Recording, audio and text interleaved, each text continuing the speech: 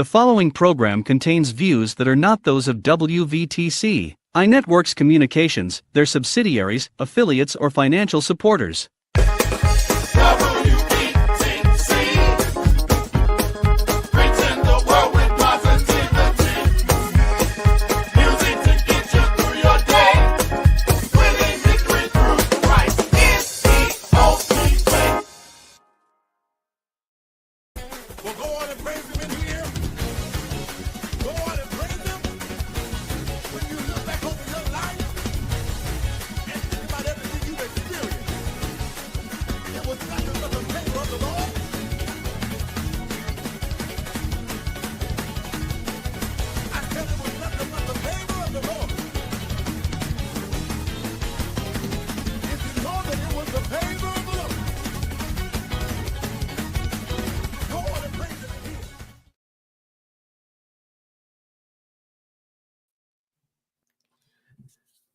Good afternoon, people of God. You are tuning into the Exclusive Radio Show. I'm your host, Pastor Corey Wright.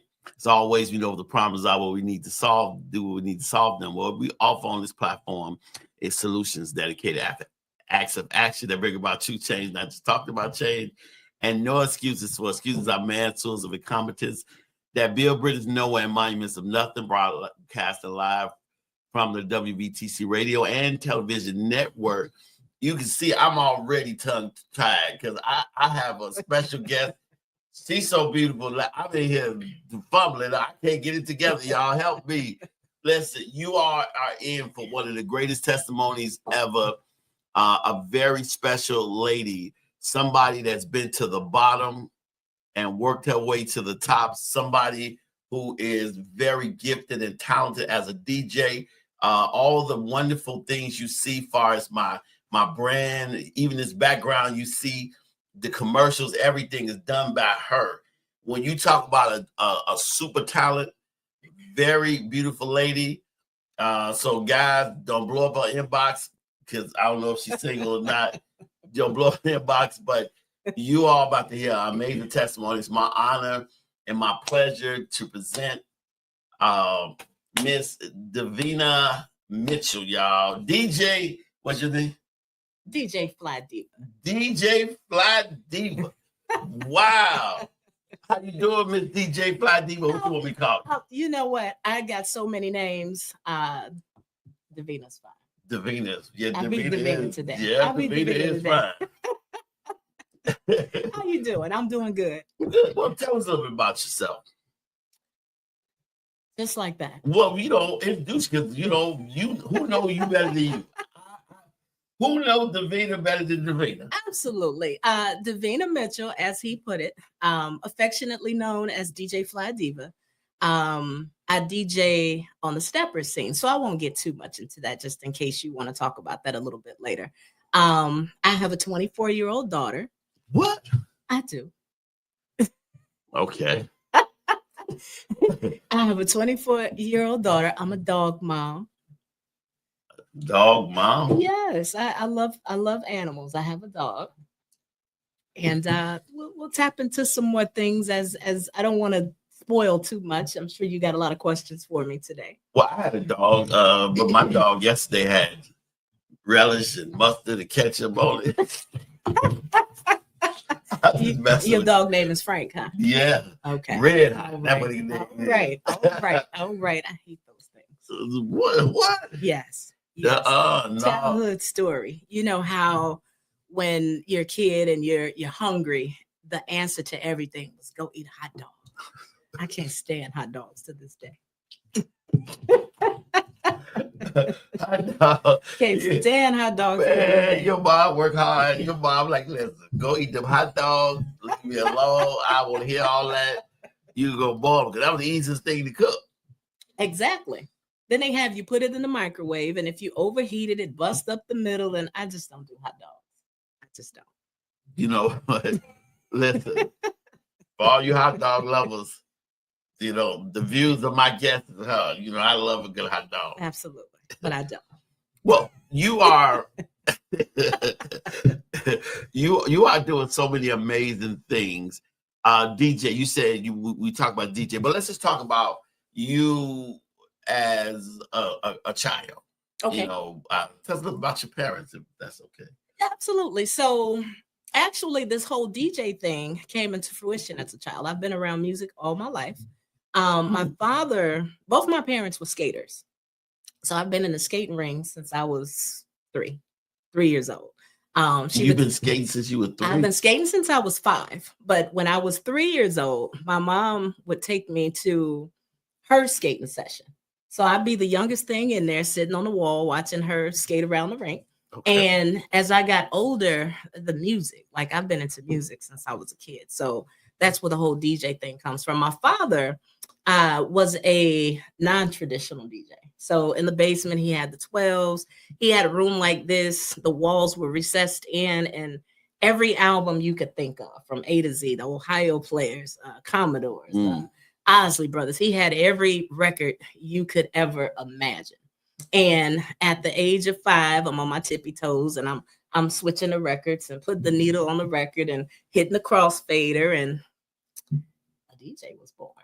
You wanted to scratch it. No, I didn't have to do all that. I've just really been around music all my life. So fast forward into my grammar school days. As a kid, I wanted to be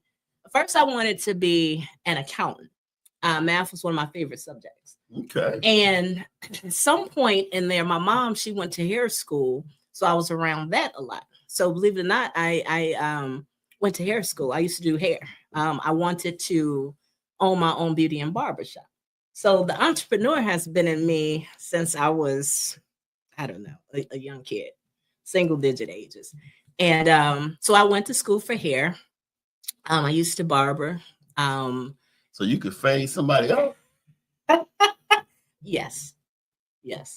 Wow. Now, I didn't know that. You know, when we were talking, you could, wow. Yes. And that was that was my passion, was wanting to own a beauty and barber shop. Okay. And I got married young, and you know how you guys are. So he was just against me cutting hair. And that passion, it's still in me, but it went away. You know, that's funny because I have a friend of mine that does hair. He's a beautician. And, you know, he was worried about us clowning him about being a beautician. Like, you know, he like, oh my God, you're a beautician. You know? So, but he ended up doing it, and he's making. It's money in that. Oh, it's money in that. I wanted to own the shop. If you heard, I just would have been licensed in my own shop. But a lot of the owners, I would like to say they're getting $600 to $700 a week off booth rent. So if you got 5 or 10 chairs in there, you do the math. It's money in that. Wow. It's totally money in that. But then you have to also, you cut hair and you have electrical expenses and overhead isn't that bad. You're looking at a place. If this studio was a barber shop, easily I could see 4 chairs in here. You know, so imagine if you had a room twice the size, the overhead isn't that bad.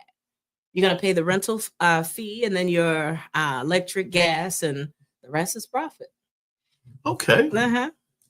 Now, was this after high school, or when this was in high school, you was cutting hair, doing hair? I started doing hair at the age of 13. I started cutting hair probably 15, 16. So I started with. And people let you cut their hair? Yeah, I have a younger brother. He's 7 years younger than me. So I started practicing on him, and I had at the time that I was coming up in the family, I came up around a lot of boys, and so I had guinea pigs. I had test dummies, if you will. So I had a couple of opportunities to practice on their haircuts. I'm my brother, and then I had a cousin younger than me, so I would cut their hair, and that's where that began. And then as I got older, of course, the older guys would see that work, and then they would let me cut their hair. Oh there. Yeah. Now you ain't never cut no roosters in nobody's head. Whether you like they like you ain't never touched my hair. No. You know what? You know. There is one head that I always messed up on, my own, Everybody else would be on point, but I would cut and barber my own hair, and that's where the mistakes would happen. But I was okay with it. And it got to the point where I learned how to right my wrongs, if you will, and correct the bad haircuts. So if I messed up your head, only you would know, only I would know it. I wouldn't even tell you. That is good. Thank you for letting me know I need a haircut. Survey said, I'll cut your hair. yeah, okay. But I'm bald. You mess up my hair. It's something wrong with that. But yeah, that was at the age of 13. So now I still have a select few that I will cut, but I don't do it as a business. Now, what about the style? Did you always have the style of your life in high school? Like you just got such style. No. So I was a nerd in high school. What? Complete nerd, honor The student. nerd that turned into a butterfly now. Oh my goodness. I was not popular. I was not popular at all. I played basketball when I was in high school. I ran track. Was very good at track. That was probably one of my favorite things. But I was all things nerd. The spelling bee. I was in a math competition. Science fair projects. I went to state a couple times. So I was not a popular person in high school at all. Not at all. Wow, no boyfriends in high school. I have a boyfriend. That's not what you asked. Oh. You're the nerd, you know. But I towards the later part of high school, the latter part of high school, around prom time, there was a guy that I dated in high school. We went to actually both the junior and the senior prom. And he worked my nerves so bad I couldn't wait till prom was over to dump. Wow, you were cold. Okay, so you get out of high school. What did you? Because you already have an entrepreneurial spirit even then. Yes. What was your goals when you got out of high school? So when I got out of high school, I wanted to do a 4-year university. Okay. And that did not necessarily happen in that way. So I immediately went to what do you call it? The local colleges. Okay, yeah. I forget the term for them, but junior college or yeah. I went to Daly, and I was at Daly for. I did not get a degree. Let's just say that I was maybe months shy of a degree. I ended months? Just months. It's a long. So it was financial thing, a little bit of lack of information, if you will. So just things of that nature. But I ended up. I've been working a job since the age of 16. And from 16 to 21, I held 3 jobs. Yeah. Hard working. Yeah. Wow. And so that kind of got in the way with the education. And I ended up working for a company downtown. The name of the company is Standard Parking. So if you go downtown for anything, no, you did work for Standard Parking because I worked for Standard Parking too. Are you serious? No, you did. So I worked them and General Park. I worked for Standard Parking, believe it or not, for 23 years. I worked with Standard Parking from 19 up until 40 something. I'm very close to 50 right now. So I worked with I worked with Standard Parking. And at the age of 25, I started at 19. At the age of 25, I was promoted to manager. And from 25 till maybe 42, 43, somewhere up in there, up until 2018. I know that. So from 97 to 2018, I was employed with Standard Parking, and I had made it to manager status to the point where I had 3 to 4 locations that I had to oversee. And so it was that career that I knew that it was confirmation that I was indeed an entrepreneur, because working for Standard Parking as a manager, you're practically running that business. Yes. You're running that business, Right. you know. So from financials to HR to everything customer service related, I did it all. I did it all. And like I said, I started at a very young age. And I've always been taught that experience is the best teacher. So while I didn't have a physical degree coming from a school, I had that degree of hard knocks coming from the physical labor, hustle and bustle. I'm 25 years old, managing people old enough to be my mother. And it was a struggle, but Resentment because they felt like yes, and I had to demand my respect. So I would tell them, this is the law of the land, and one of us have to go. If you can't oblige, and it's never going to be me. That's what I just used to tell them. Not gonna one be of me. us gotta go. It's not but gonna it's be me. never gonna be It's me. never gonna be me. So either we learn to get along, or you can go look for another place to work. And that's what I would tell them. You good at HR. Listen, it ain't that you fired. You just don't have a job here no more. No. You can go on permanent vacation now. And the beauty of standard parking is, to get fired, you weren't fired. You just relocated. Right. You don't work here. Yeah. You go work over there, you know? And so I did that. As I mentioned to you, when I started, I was single, no kids. And then in 2000, I'm sorry. So in 2000, I got married. And in 2001, I had my daughter. Now, okay, I know you don't want to make on the dreads up, but okay, how did you guys meet? How did he meet you? Did you walk past him? He like, woo, oh my goodness, or was it a mutual thing, friends? Because I'm sure you was probably cold back then. You cold now, so, but how did that happen? So I had a male friend that we're like best friends. He's like a brother to me. But I had a male friend, and my first husband was his brother. So from hanging out, he was really like a brother to me. My male friend and I, his name is Mike. Mike and I were friends. We were like, he's like the brother I never had. My brother from another mother. We both had an interest in music. He would, when he'd go through his things with his girlfriends, he'd seek advice from me and vice versa. But he was older than me. He was like my big brother. To this day, he's still like my big brother. And my first husband was his brother. So I met him through him. So it's like sense. He walked in, was like, what up, little bro? Who is this? No, actually, he was playing hard to get. He was playing hard to get. Yeah, he was playing hard to get. Oh, I can't, listen, that's hard to believe, because, you approach me, I'll be like, oh, okay, guys say that until they're approached. They said back in school, the guys mistreated the girl that they liked. Why is that? I don't know about that. I never mistreated a lady. I don't, especially somebody I like. Well, that used to be the thing. Like, if I would come home and tell my mom, oh, this boy, he keeps picking at my hair, she said, oh, that's because he likes you. And that's just terrible. But he was playing hard to get. Yeah. I don't know about playing hard to get. I ain't gonna play hard to get about 2 seconds. Okay.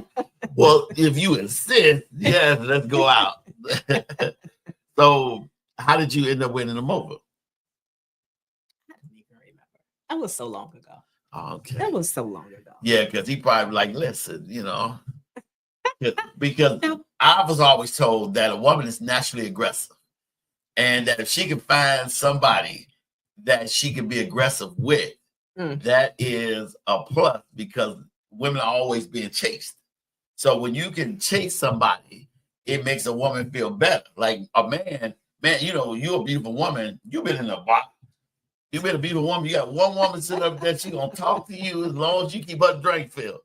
As soon as that drink gets over with, that's it. Because I've talked to a lady in a bar years ago, like I say, years ago, and I was almost done with my drink. Mm-hmm. She had almost three-fourths of a drink left.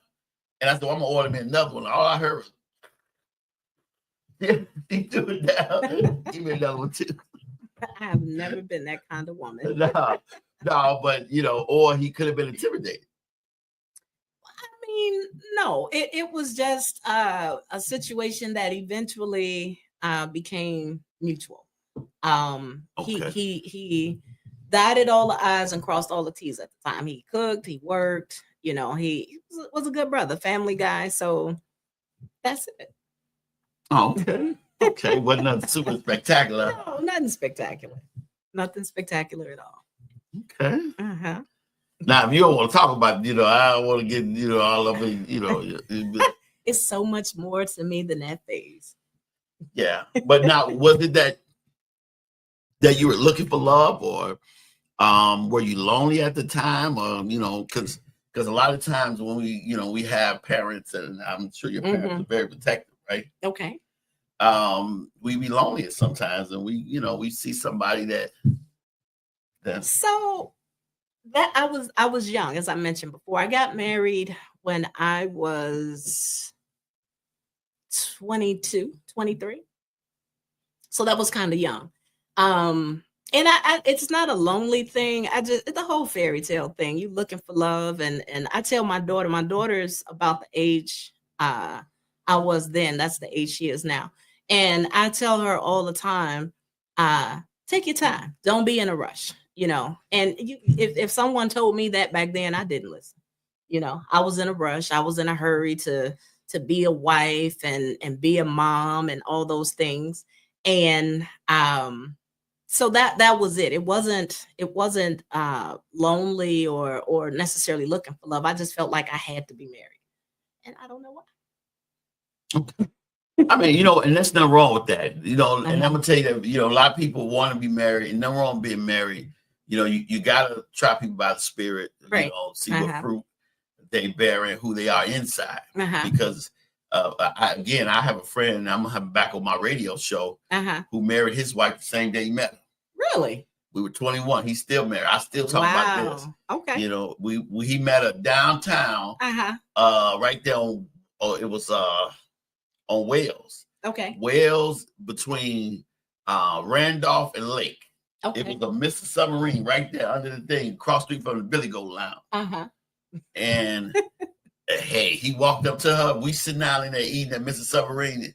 Her friend walking there. And they got married the same day. He walked up to her and talked to her, said, listen, you know, I don't know why I'm attracted. I don't know what it is about you, but I believe you my wife and everything. Can we just sit down and talk, eat? She said, okay, sure. They talking like they know each other forever. Wow. He said the craziest thing to me that I couldn't believe he said to her. He said, listen, I love you. I don't know why you right, but I know you right. Let's get married today. I thought that was the craziest. Her friend I'm looking like, man, are you crazy? He was serious. But her answer was even scarier. Her answer was, sure, let's do it. Oh my goodness. So all of a sudden, right there, that man, her best friend became, we got to stop it. He said, when she did. And they got 5 kids today, been married since, I'm 51. They've been married since, happy, and he always know. And I asked him to this day, I asked him on the radio, how do you know? He said, because God told him. Okay. He said, I couldn't have picked the right person. You know, and then I can't talk because I've been down the divorce court so many times. The judge know me by my name. Hey, Mr. Wright, now he again, which one is it? You know, so I can't pick, but I do believe what he said. When you meet somebody that's so spectacular, you rather take the chance and regret than not take the chance. I would not have gotten married on the first day. I just wouldn't. In fact, on my way to my wedding, I got sick. See, that was a sign. The view. It was a sign. It was just a sign. And I hard-headed, and I went ahead and did it. But the blessing is my daughter. Beautiful. My daughter came out of that relationship. Yes. So I take it, you guys are not together now? No, it was over before it lasted. Oh, wow. Well, don't be looking at me. Y'all still over here looking at me that way. It was over for last. She over here smiling at me. No, here it is. So I take it that was probably one of the hardest points in your life. Yeah, one of the first hardest points. Yes. Was it more after that?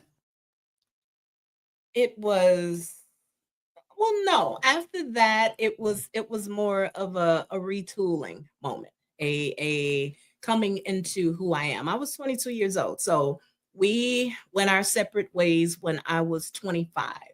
So that was Hmm. like another chapter in my life. My daughter was going on 2.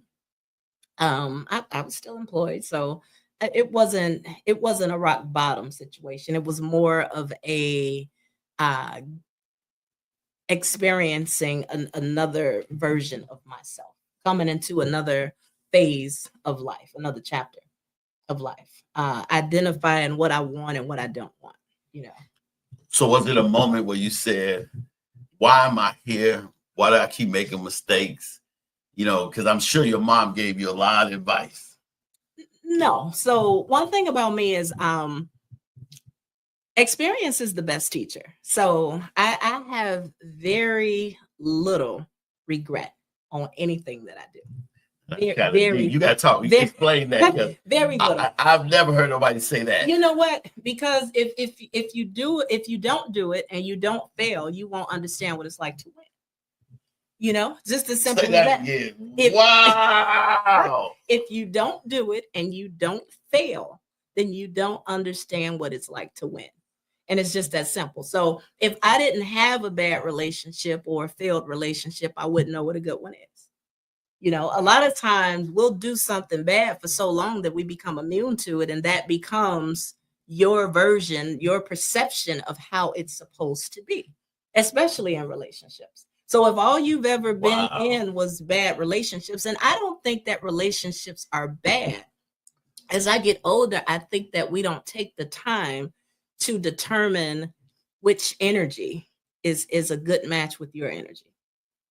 So he's not a bad person. He just wasn't for me. You know, I spoke about that on my last show Uh-huh. where I talked about that God never put Eve together with happiness or compatibility. Mm-hmm.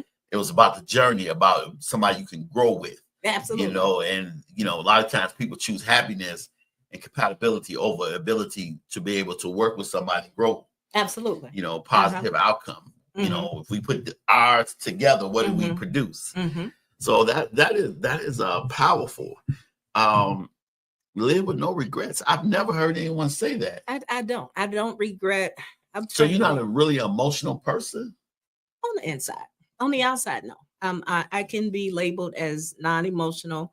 But I am sensitive. I bleed and cry just like everybody else do. I just don't wear my heart on my sleeve. And that's to protect me from being hurt. I don't wear my heart on my sleeve.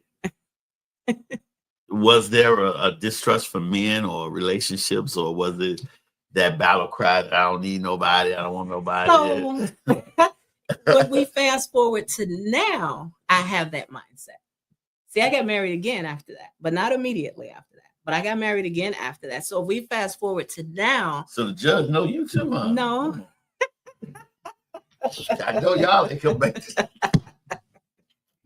No battle cry. Actually, after the first marriage, I wanted to get married again because I don't feel as if I fulfilled the fulfillment that I was looking for in a marriage. I wanted to build.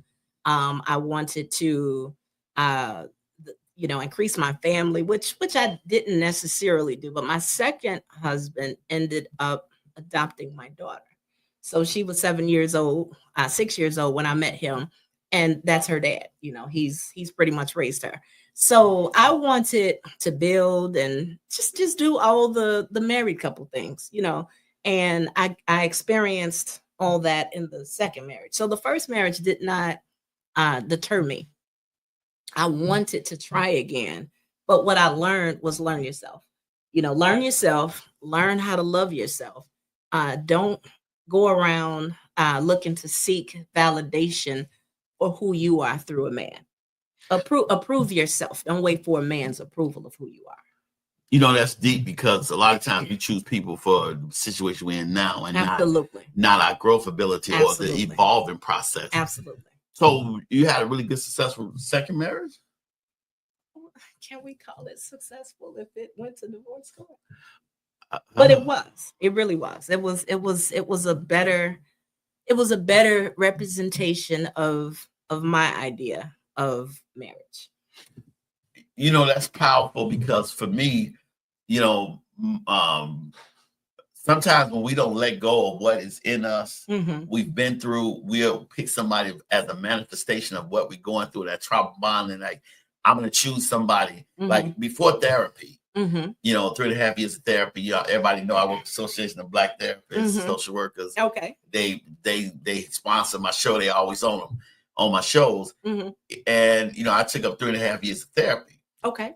And so, it changed my life. I found, you know, everybody say, man, you really great in church, but no, I found mine in therapy because I had to get rid of what was making me make the decisions I made. So everyone that I picked needed to be saved. Okay. Because subconsciously in my inner spirit, I needed to be saved. So a lot of times we choose good people that just not good for us. Absolutely. Or where we're going. Absolutely. Absolutely. Do you think, because you're very strong, you're not a person that ever stay down no matter how bad it gets. No. Do you think that is intimidating to men, or do you feel like men can handle strong women like yourself? So I have a 2-part answer to that. Wait a minute, y'all heard that? Did I ask the right question on that one? Yeah, you did. So I've been told that men are intimidated by me. Sometimes I feel like one of the Incredibles. Did you see that movie? So the Incredibles walking around and they got these superpowers, and people don't know that they're incredible, that they have this spidey sense, if you will. And my strength is one of my it's just one of my strengths, I guess you can say. I am a strong woman and I keep a lot of things on the inside. But in terms of being intimidating to guys, I'm going to say yes, because I have never been that damsel in distress. And that's when a lot of men are at their best, when they can come and rescue you out of a situation and take you to a next level. I'm already on that level. So when I meet a brother, he has to level up. And it's not a bad thing. It's just who I am. Come on. It's just who I am. So I've met guys that were definite no-nos, and you can tell that I can tell that you're a no-no in the first 5 to 10 minutes of the conversation. But I've met guys who said some weird. How you know they're no-no? Don't leave us there. They just say.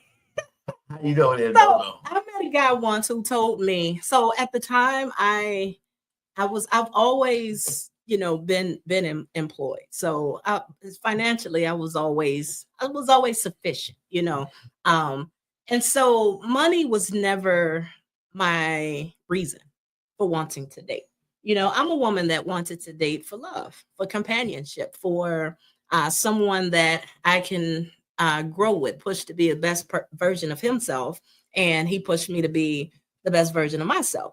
Well, what I run into, and still to this day, are men that want to compete with me. So if we're having a conversation about like the conversation we're having now, when you asked me about what did I want to be, and I just told you a barber. I've been cutting hair since I was 13 years old. Now, if I met a guy today and he just started cutting hair 2 years ago, and I say, well, I've been cutting since now we're in competition with each other. Huh? And why? Why are we in competition with each other? What I would like to do is push you to be the best version of yourself. You know what I mean? And yeah. I can do that without stepping on your toes or competing with you. But a lot of men, I don't know why they feel less of a man when they meet a woman that in their mind don't need them. Let me answer that. And I think that a lot has to do with the men. Like, I have to have a strong woman. Uh-huh. I can't a weak woman. I run all over. I have to have a strong woman because that's what I'm used to. My mom, my dad. I met him at 25, so that's all I know is strong women who make dollars out of dimes. Okay. But I know as a leader that if I have a strong woman, I have to put her first. Or, a leader doesn't have to always be out front. Correct. Say that again. A leader doesn't have to always be out front because I had a friend of mine who's been on my radio show. He has a company that's worth $1 million. Okay. Over $1 million export, whatever they do. but his wife that he married, you beautiful nerd. Okay. PhD in finance.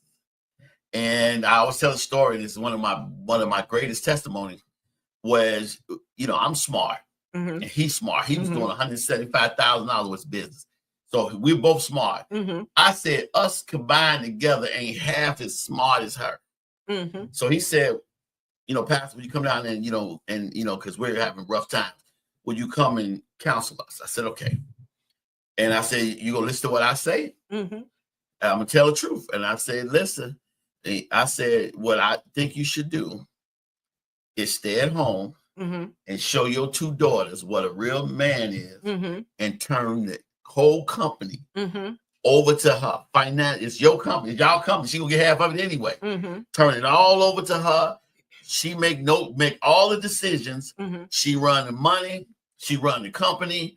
She does it all by herself. She just gives you quarterly reports. And that because you cannot do what she do. Absolutely. And I looked at her. She looked at me. I said, listen, it's your time to say something. You agree 100% with me. She said, well, I want him. I said, no, you don't. Tell the truth. It's your tell the truth. She said, yes, I think I should. He did it. He was a little reluctant the first 6 months till she bought back the. It went from 175 to 3 something. He's okay. Well, let me take the girls to, let me do that. They kill it. Yeah. But so my thing about that is that you have to be able to have a strong woman to use her for her abilities, because if she wins, we both win. Absolutely. And that goes back to what I previously said about meeting your match. Every all that glitter ain't gold. Everything you meet isn't for you. You can go to the dealership and shop for a car, and the car with all the bells and whistles may not be what you need. So a lot of men, I feel, don't understand that it's not that women don't need men. I think we all need and want a companion, but a lot of women need a man for different reasons. Question. Yes. Do you choose off of purpose or preference? A combination of because both. If you don't, a combination of both. If you haven't corrected your choice, then because the question is, have there been good men that would have been good for you, for where you going, that you said, no, they don't meet my preference, that I walked over? So I have a testimony. Can the church say amen? Yeah. My second husband, who by the way is a very handsome guy, and I have to say that beforehand. But when I met him, he was not my type. He was not. I wasn't attracted to him. I wasn't looking for him. I had that happen to me where he was not my preference. Okay, but he came with purpose, and in that purpose, in that time, he's older than me, so he was that man's man. He was that courtship person. He showed me the fairy tale man that's in the book. He showed me that. When they talk about my knight in shining armor, that's what he was. So it came to the fork in the road where I had to decide. He's not your preference, but he came with purpose. And his purpose was to treat me right, to show me a better life, to make me better. I'm a movement by myself. There's a song that says that. But I'm a force when we together. Yeah. And he made me better and I to he. That's just the way that it was. But my meeting him and even my today. So I'm going to say from that point in my life, I was 31 years old. And I feel like everything in my life from that point on had purpose. I feel like from that point on, everything was spiritual. Before I met him, I said to myself, because I was single for, was that 8-9 years, something like that. I asked God to send me my Mr. Right. That's what a lot of women do. Please send me my Mr. Right. I asked God to prepare me for my Mr. Right because I knew he was coming. I wasn't ready for him. That's what my last name is. Right. So, right. So at the end of the day, that was my journey. That was my journey. After the first husband, I went through single folk stuff. And after I got sick and tired of that lifestyle. And it was just searching for myself. Nothing bad per se. Just you were evolving. Absolutely. And the person was good for the chance. Absolutely. In the caterpillar experience. Absolutely. But when you became a butterfly, you realized I can't stay out here. No so I stopped going out to the nightclubs, and I actually went to seek myself through the Lord. I went to church. And I was raised in the church, but I had stopped. I stopped. A lot of us, we stopped. And prior to meeting my husband, I went to church, and my journey was to become a better version of me for whatever's to come. One of the hardest things for us to do is let go of things that we need to get rid of so that God can bless us with new stuff. So if he had come any sooner, I would not have been ready for him. He probably wouldn't have even been attracted to me. So I had to have what they call the come to Jesus conversation with myself and get myself prepared. There's a saying, if you get ready, you don't stay ready. Yeah, you stay ready. You want to get ready so you can be ready. That's what I'm trying to say. So by the time he came into my life, I thought I wasn't interested in him for my own reasons.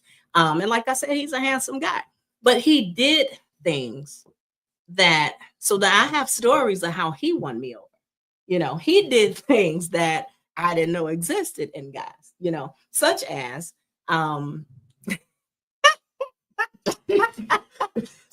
all in. So he like did what? I'm not the woman that need a guy for money. That was just never my thing. So that wasn't, you could flash all the money in the world in my face and it wouldn't, if I don't like you, I don't like you. You can have $1 million. If I don't like you, I don't like you. So I'm all about how you treat me. I'm all about good energy. He never raised his voice. He never got an attitude. My daughter, for some strange reason, was crazy about this guy. And trust kids. Yeah. And what's funny is he worked with the city. He was a plumber. And he worked for the city too? Mm-hmm. Oh, we'll talk about that later. We'll talk about that later. So my daughter used to do this thing where when I met him, I had some form of a plumbing issue, and he actually volunteered to come in and help me out and that type of thing. But anyway, my daughter caught on to that. And you know what she would do? That's funny. Babe, listen, I know we just dated. I need to come pick my pocket. I was the type of person, while we on the phone, I'm fussing and talking about what's going on in the background. You can't make this up. And I'm fussing about my landlord because she hadn't sent somebody over to my toilet needed riding or something. Okay. So when my daughter saw what he would come by my house for, she started flushing her toothbrush down the toilet. And she would say, we need him to come fix the toilet. Wow. And she just would do this all the time. And I'm like, don't you flush one more thing down this toilet. But it wasn't even that. What? It wasn't even that. I still didn't like it. I just didn't want to be bothered. Listen, I know you don't like me. I don't like you, but can you ride my toilet? I just didn't want to be bothered, right? And so he told me, he said, I'm going to keep calling as long as you keep answering. And every time he called, I answered. But every time he... Hello, is it me you're looking for? So that was this one day. He would, my daughter was involved in dance. She's been involved in dance since she was 5. Okay. And she was involved with dance, and she had to do we got the same color on. Always. I'm always in black. Look at that. Shameless plug. Shameless plug. Okay. We'll get to that a little bit later. Okay. And so when she would go to rehearsal, I had 2 hours to kill. And in conversation, I told him where I killed my time at.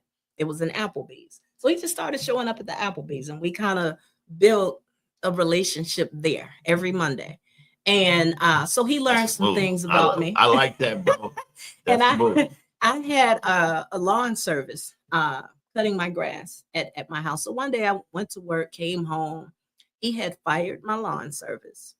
He had cut my grass. He had jumped my fence. And he lit my grill. And when I came home from work, my lawn was cut and I had dinner prepared. You can win anybody hot on the rib. So, Wow. so to me, I'm like, okay, now you're talking. Let me get my masculinity back. Cause I'm over here like, oh my god, and he did that with you. He did. I can't believe that. Oh my god, how about the ribs that taste good? It's the acts of kindness for me. You know, it's the going out of your way doing. I didn't ask him to do that. You know, how dare you fire my lawn guy? So I have a sense of humor. I said, so I take it you're gonna keep this up, and he did. He came and cut my grass every, I don't know, twice a week, once a week, but.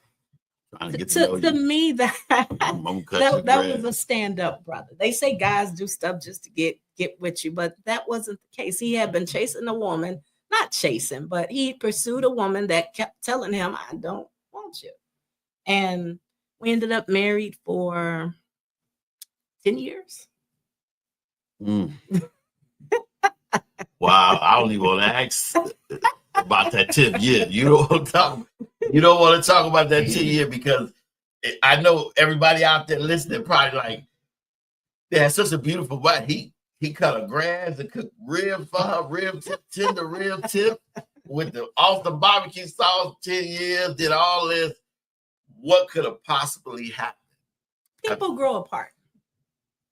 Now, it should not have grown apart, but people grown apart. So that was lesson number 2. Now this one hurt. This one knocked me down a little bit. But was it because you were not your full self in it, and who you are inside was screaming to get out? And maybe he like the reason why I say that because sometimes people could be so happy with you. Mm-hmm. But don't realize you're not happy with yourself. You're not who you're supposed to be. So when they change, it's like when you're changing, they don't understand it. I don't know. I don't know that that's it. That's my Dr. Phil. A lot of miscommunication or lack thereof. A lot of my marriage was a classic example of sweeping things under the rug. And I used to tell him all the time, when you sweep things under the rug, you create lumps and in the rug. And one day you're gonna fall and trip and bust your head on all these things that are swept under this rug. And so, you know, they were what I'm gonna call fixable things. But what was interesting to me is when we had reached the end, neither one of us fought for it. And that was deep. And to this day, we're the best of friends. We've had conversations about it, but even to this day, there's no answer as to why we didn't fight for it. Was it because he probably knew that you were going to greater? Because were you that entrepreneur you are today? Like, you know, because there had to come a point today, because right now you have a multimedia company that's huge, that does amazing work. I'm a client. You are one of the best DJs in the country, sought all around the world. Such a great fashion model who, with all the things you're doing, that person had to come alive, you know. So was it that he knew that maybe subconsciously you settled a little bit with him? Because he was not the same type of entrepreneur, or you a beautiful butterfly, but you just stand in the garden because you are him. So I'm gonna say no to that, to a degree. And the reason why is a lot. So the entrepreneur was dormant in me for a long time. He brought it out of me. Okay. He's actually the reason why I am a DJ to this day. So the talent was all already there. I would DJ the family functions and, you know, play from my phone or my computer, but it was him that knew my passion for music. He knew my passion for wanting to DJ. And one day he went out and bought me a DJ set. And that's when the DJ was born. So he birthed that part of me. He brought that part of me out. I'm not going to say he birthed that part of me. And then fast forwarding to the entrepreneur side, we were married when the mutual decision for me to leave my job, cold turkey. I didn't get fired. I didn't get laid off. I left my job, and I left it twice. The first time I left, I think it was premature. I left. I went and got an office space, and I started one of my business endeavors, and he was in full support of that. And then it got to the point where I just decided I needed to go back to work. So the same company, they took me back, and so he was in support of all those things. Now, Okay.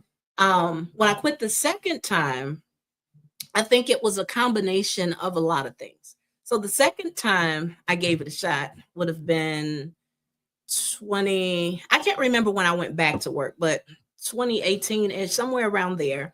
I gave it a second shot, and COVID hit. Oh, right. And so a lot of things went in a totally different direction for a lot of people's relationships, but I hate to blame COVID on the downfall of my marriage. I'm blaming it on the stuff under the rug. Okay. That's what I'm blaming it on. And so, and we didn't talk about those things. There was a change for him that was drastic. I always wanted to be an entrepreneur, but he didn't marry an entrepreneur. He married a woman who had a job with benefits and 9 to 5, and she came home and she cooked dinner. And when I became this entrepreneur, that changed the scope of things. So I don't know if that contributed to some feelings inside of him, but I will say that he was 5,000% supportive of everything I did. You know, I wasn't necessarily DJing around the world back then. I was doing a lot of private parties. I've done some amazing things with the DJing, but every event, festival, concert, comedy show I've done, he was there. So I can't say that he got in the way of that. He didn't. I don't know what happened. I'm thinking, I don't know what happened. yeah, you know, like you said, it changed, and I'm thinking that he realized that some people may need to be free. Possibly. You know, Possibly, that, okay, possibly. I can support her, but watching her do what she does, she's happy with it. Possibly. You know, because I'm sure most fighters, most spouses of police officers and firefighters, you know, they probably like, you know, I really don't want you to do this job, but you love doing it. Yes. You know what I mean? And that's just who you are. You have to, it's like Michael Jackson and Jackson 5. Yes. They were big together, but Mike knew he needed to be solo to do what he had to do, because sometimes people accomplish things because, you know, sometimes we can see somebody's potential and we rather let them be free instead of being a hindrance. Absolutely. The temptations got to break up sometimes. Wow. So you out of this marriage, you started your companies where now you're an entrepreneur. What was the conversation you had with yourself to do that? Because you know, a lot of people, like I was thinking about Peter, who got out of the boat when Jesus said come, and you know, but then he seen the wind and everything. He started to go down, but Jesus lifted him back up. You know, what was that moment where you knew that it's all or nothing? I got to do this. I have no other choice. You know, I have to go for it into my business and entrepreneurship. It took a while. So I slipped into a depression. I don't like to use that word, but I did. It is what it is. At the conclusion of that relationship. And it all happened during COVID. So things were shut down. My store was shut down. Business had come to a halt. And it was some tough times. But by the grace of God, I had the right people in place as support systems I was able to weather the storm, but it was still a storm, you know, and the storm is actually still over my head. It's just the sun is starting to peek out a little bit, just a little bit. Okay. It's starting to peek out just a little bit. So it was a rough journey. And it got to the point where I got tired of, you know, when you were younger, they would say, when you get tired of bumping your head, you'll stop. You know, I got tired of the same results. And so what I tell people, I've mentored people of all ages, all walks of life on all types of things. And I tell them, if you want different results, you have to do something different. Okay. And I had to apply that to my own life. You know, I had to apply that to my own life. You remember the Tyler Perry movie where Janet Jackson was, I think it was Why Did I Get Married? Yeah. And she was everybody's counselor because she was giving them love advice on this and love advice, and her marriage was falling apart. Yeah. That's me. I'm always giving people the quick and dirty and the positive stuff, what I like to call free game, telling them how to elevate their business, and yet my business had fallen apart. And I had to pick up the pieces. I had to get it together. There's this person called Bill that comes every 30 days, and I had to pay these bills. So I had to reevaluate myself. The first evaluation was how bad do I want the things that I've worked so hard for? How bad do I want this business? Because it's so easy to go back to work. It's so easy to go back to work. And there have been people, when you're an entrepreneur, a lot of times you get more naysayers than people rooting you on, telling you need to go and go back to work.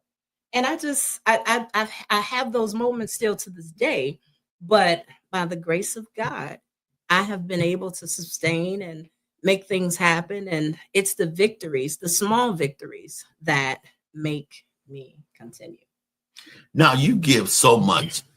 You know, you guys have seen my flyers. You have seen the work that you do. You do something every day. My website, from everything. You know, you give way more than what you charge. Okay. You know, and you catch people's feelings and you create something that they be blown away by. Because my last book, I'm in tears in the car, like, wow, I can't believe that. What is when you look at what you do and you give, you know, how does that make you feel, or are you okay with you give so much? Do you feel like, you know, like I'm gonna be blessed so much behind what I do? I would be living if I didn't give. I'm just, that's what I am. I prefer to give. When people say do what you love, being a blessing, being a vessel to others is something I've always enjoyed doing. Every talent that I have, I've taught it. Every single one. And I've had people tell me, don't teach, you know, your talent. You know, it's knowledge. It was given to me. I want to give it back. That's just the way that I feel. So I love giving. And my talent, my God-given talent, actually, it's creativity. It's just creativity. No matter what I do, I'm a heck of a visionary. I can see things. You can even teach me something. But once you teach me that, I'm going to put my creative spin on it to make it mine. That's what separates me from my competition. Wow. That's what separates me. Everybody's doing social media videos. Everybody's DJing. Everybody's making t-shirts. Well, what can I do to appeal to my client? And when I say my client, I have a certain type of client. Every client isn't my client. Just like every person you date isn't for you. You have to identify that when it comes to clients. You know, when you go to certain sports bars or restaurants, that note on the door that says no hats, no gym shoes, that's because they're looking for a certain client. You know what I mean? And so those clients equate to your dollars. And a lot of times we get pigeonholed into, you hear the conversation about people who don't like supporting Black businesses. And then you hear the conversation about businesses that don't like African-American customers because they say they're rude and they say that they're this. I don't even buy into that. I just feel like everybody isn't for you. And once we realize that, it would change, you know, the bottom line. Like I said, if you're getting the same results, you have to do something different. That's good, because you and Franklin, the CEO of this station, and you guys changed my mind, because I was at one point where I didn't want to work with my people or work with church people. You know, until I met you guys, because when I met you and I started working with you, I'm green. I don't know. You be saying, well, you could do this. I'll be looking like, okay, that sounds good. You know, but, you know, and listen, people, you want to work with her if you got a product, if you there, it's because I'm green. I don't know. I give me a sermon, I can preach all day.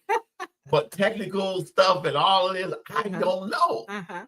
And you're so patient, like, okay, well, let me break it down. Here, you could do this and that and this and that. Mm-hmm. And it'd be 9 times out of 10, I'd be like, well, which one do you think is good? I'm going to go with it. It'd be the right one. It'd be perfect. Absolutely. You know, so when you pick somebody that's green like me, you know, where did you get such patience and grace to really help somebody?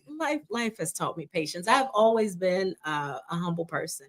I've always been a patient person. You can't learn if you're not listening. You can't lead if you don't know how to follow.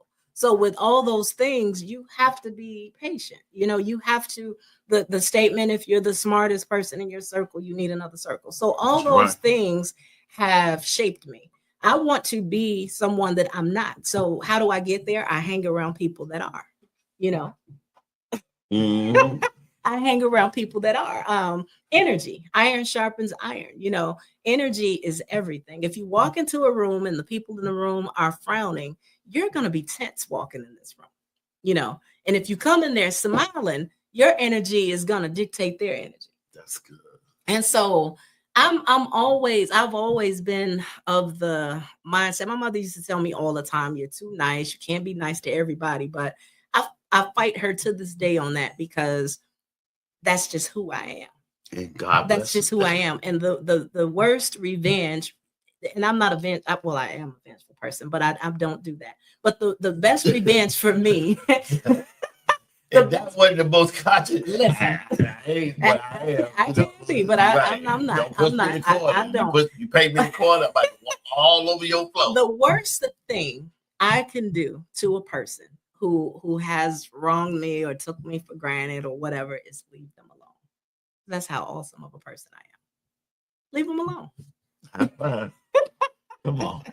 Just leave them alone. And when you don't realize how good it was until you don't have it anymore. So and that's even in business. You know, I've had clients that I have had to respectfully let go and give them their money back, because this relationship between us is not working. And they are calling to this day, trying to right their wrongs, but it's just not worth it. You know, it's not worth it. I would rather sever ties with a person than create an enemy. Wow, that's deep. I would rather, because most people that you do business with, it's a relationship to a degree. It's a relationship. You know, you and I have a business relationship, right? You put that business in there. So we get to if we get to the point of disagreeing in this business relationship, we have established some form of a friendship, a trust, a respect. That's more important to me than your money. So if we got to the point where we're bumping heads, you know, let's just go our separate ways. I will continue to support you. You can continue to support me or not, but I would rather sever ties than to create an enemy. That's just the way I look at it. I love that. But you ain't got to worry about that, because I can't keep up with you now. I'm more like, listen, if you think that work, let me work. Because, you know, one thing I've known as a businessman, as a person, is that I don't bump what's working. Mm-hmm. I don't fix what's working. I don't try to make what's working better. Uh-huh. You know, if what you're giving me is working, I roll it all the way, because I didn't know. Because, you know, when I reached out, like, we've been Facebook friends for a while. Okay. And I didn't know that. Yeah. You know, I admired your beauty. I'm like, wow, it's a very beautiful lady. And, you know, admired what you do. I just see your step sets and the stuff you do on your page. So I always, because I just felt like the real steppers from Chicago, Illinois. Ain't no steppers like Chicago steppers. You know, so, and I've been on multiple radio stations. And I thank Frankie for the opportunity. And I'm like, well, what is missing? You know, I need to get out here. And so when one day I looked on your page and I seen your company, if I move to the side, you can see Fly Media Marketing. And I seen all the things on there. And I said, okay, let me reach out. And, you know, and when we talked, I said, listen, I need your help. You know, I got the money put up and, you know, I got little stuff coming. So let me direct it all to that, because I love radio. It's my passion. I want to do radio and make money full time. Absolutely. And I know you can get it out. So how did you start this company? Where did this company come from? You know, what was the idea behind this company? So it's an evolution. It's just an evolution. It started. So if I go back to when I got married, one of the gifts that I received as a wedding gift was some decorative drinkware my aunt bought. She bought his and her glasses and she gave them to me. And I told you I'm a visionary. I'm very creative. So I had messed up his glass in the dishwasher and I messed it up terribly bad. And so I said, you know what? I would be like, yeah, I got to get out of this. Already. You That was a messed up my sign. glass. See, that was a sign. Can't mess up my glass. So I was determined to remake his glass. This is how it started. I was working at the time. My goodness. I was determined to remake his glass. And I didn't necessarily remake his glass, but when I tell you I started a whole business doing custom drinkware, and it got to the point where I posted it as a hobby and people started purchasing. And so I started coming out. I was always DJing. So I would take the two businesses and intertwine them. So I would come out to places and DJ. And when I did, I had my own drinkware that I would come out with my name on it and all that stuff. And people would ask for it. And so, but one of my things was when we talked about client, while I did sell to individuals, I wanted the big bucks. You can't get big bucks off one person. You know, you can't get rich off one person. But if you sell collectively, you can start to see a profit. Okay. So my approach was I started doing glasses for friends, and then I started targeting groups. I started targeting businesses because it was drinkware. I started targeting nightclubs. There are a couple of name places that I have worked for. And so I started a custom glass business. It was just a hobby, you know, and I like I said, I was still with my job. So it was just side money for me. And gotten to the point where people wanted t-shirts to match their glasses. Wow. And so I had a cousin who was doing t-shirts at the time, and he worked as well, and he couldn't keep up with the order. So I would say to him, hey, cuz I'm gonna make the glass. Can you match this glass for me with a t-shirt? And so he would do it until it got to the point where he couldn't keep up with the bulk that was coming in. And so bulk. I did not know that the same equipment that I was using to make my glass also made t-shirts. So when I found that, I was in business. So at that point, I went into the business when I told you I left my job and I got me an office space and I started making custom apparel. And again, you cannot get rich making one t-shirt or two t-shirts. You know, we want a $5, $10 t-shirt. Well, that's just not the way that it works when you're doing custom t-shirts. And then another thing, I think a lot of times African-American owned businesses take a hit because they say we're the worst in service, we're the worst in this, with the highest price. Well, it would take you to get into the game to understand that it's a different ballpark for us when we go out to get these items. Definitely. You know, when I would go out and purchase t-shirts in bulk, we don't have the spending power that other nationalities or people have. We just don't. So when we go out in order to make a profit back, we have to go up on our prices a little bit. You know, and then the other thing is it's custom. You know, I would get people tell me, well, I can go to Walmart and buy a shirt, but I bet you can't go to Walmart and get one with your name on it. No, I bet you can't do that. So reeling it back in, I had to do something to take care of this overhead. So I started soliciting businesses and things of that nature. And my first big order, it was $1,080. It was a church actually getting ready to celebrate their 100-year reunion. And so my custom apparel business was born. And I always targeted businesses. And now that we step into the marketing piece, that's brand marketing. Wow. That's brand marketing. That's branding. So branding is rocking your brand everywhere you go. Oh, yeah. And so I started branding family reunions, churches. I didn't discriminate. I still did single things, but my goal was to do it in bulk. Okay. Funerals was another big t-shirt hit for me because they would do the memorial t-shirts and things of that nature. And so with that, the same equipment that made t-shirts, I could make decals. So I started, this is where I tell you my creativity, it goes into overload. So now, and you didn't know you could do all this with this? I did. I bought a Cricut machine. So Cricut is very popular now, but Cricut is the machine I used to put the decals on my glasses when I was doing drinkware. I had no idea that Cricut would cut the stuff to do the t-shirt. Now we're talking years ago. This isn't just now.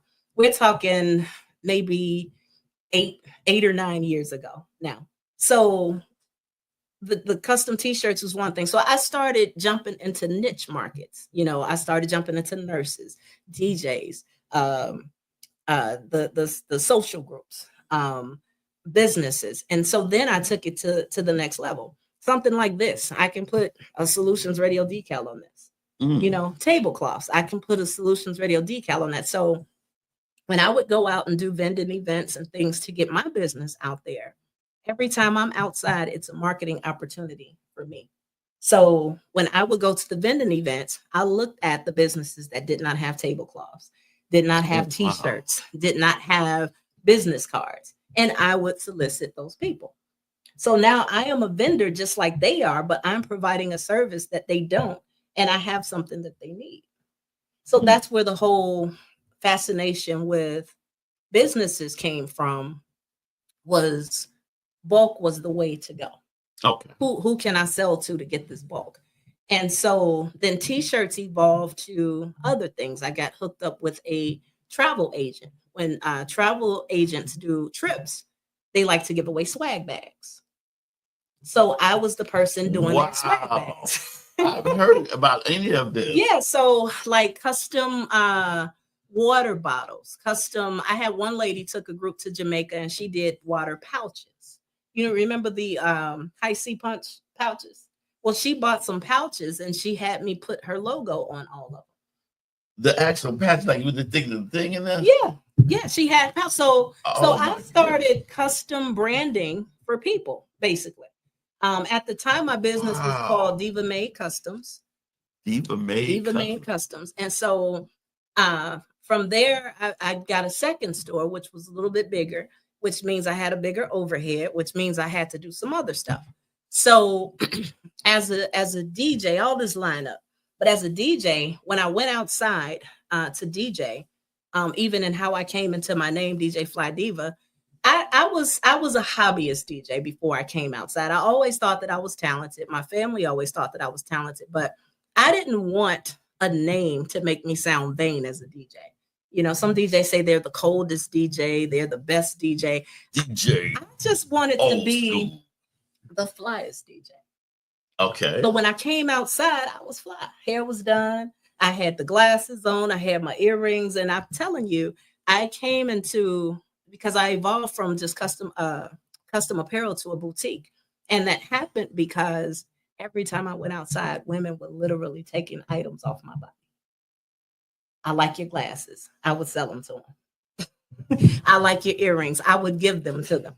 And so so you came home with shorts on and tank top with house shoes on. They got my shoes. But I had a strong dislike for people looking like me when so it took me a long time but to you're go so into fashionable and but you I got didn't so want much them style. looking like me. But when I got into business, I had to change my mindset. I had to change my mindset. So you became the face of your business. I did. And so even this jacket was something that I sold, but I had to make it different. It's cut. It's got patches on the back, if you can see. So a person who bought this out of my store, their jacket don't look like mine. So I still look different. Okay. So then I evolved into custom apparel. And I'm not gonna say I walked away from my store. I downsized my business and took it home. Okay. And so I closed the store, and that's around the time when things started happening. When I told you I took a fall, that was around the time of the divorce and all that type of stuff. So I had to figure out a way to make this money. Had a setback, and then I came back. When COVID hit, I got into radio. When I got into radio, I went into radio as a DJ, and I was the 5 o'clock rush hour mix DJ. That's where I started off at with the radio station. Oh, wow. Okay. And so They play house music. Well, I was always stepping. Stepping, So man, my I love introduction into the stepping community happened at about 2020. It all lined up right around the time that things started going wrong in my household. So anyway, it had nothing to do with that. It's just Okay. it was around the COVID time. So I started doing mixes on the radio. And I was still selling my custom apparel at the time. So now I have another niche. I was selling to the people at the radio station. Every place I go, I try to get their account for T-shirts and things like that. So they liked my voice, and they asked if I would consider doing a show, and I said no. I just want to DJ. I just wanted to DJ. And so I got triple team. You know, all of them were like, no, we like your voice. We need you. Just try it. So I said, okay, I'll try it. I did it. I hated my voice. You have a great voice. I just didn't like it. So long story short, I tried it. One day went to 2 a week, went to 5 days a week. I was on the air and I got bit by the radio bug. There you go. I love radio. I can't think of a better job to do for a living than radio. I got bit by the radio bug, but I never stopped all this marketing I was doing. There are so many brands I could name from a social standpoint to a business standpoint where I've done their T-shirts or some form of marketing for them. And as I evolved into radio, it got even bigger because I started doing marketing for a lot of the groups and other radio stations and things of that nature. And I decided to take all my businesses and just merge them. And that's when Fly Media Marketing was born. So I've been marketing the whole time. I just never identified it as such. I used to say I make T-shirts or I make business cards or I make your flyer, but all of that is marketing. Wow. All of that is marketing. So Fly is my brand. I started out selling a shirt called Stay Fly. That was my first brand. Okay. So Fly is my brand. So you've got DJ Fly Diva, and I spell Fly with 2 Y's all the time. Okay. That's my brand. So DJ Fly Diva, Stay Fly. I own my own radio station. It's flyradio.com. Flyradio.com. And then I have Fly Media Marketing. So I took them all and merged them into one package, if you will. And so at Fly Media Marketing, I offer all the services. So from the radio standpoint, I launched my radio station. Actually, it wasn't even to do marketing. If I go back a second, okay, I've taught DJing from 2016 up until now. Like you could teach me how to DJ. So I started out doing private sessions in my home. And then I got wrapped up in Chicago Public Schools when I got my store. So the beauty of it is multiple streams of income. Everything that I do, I can do it all to the same person.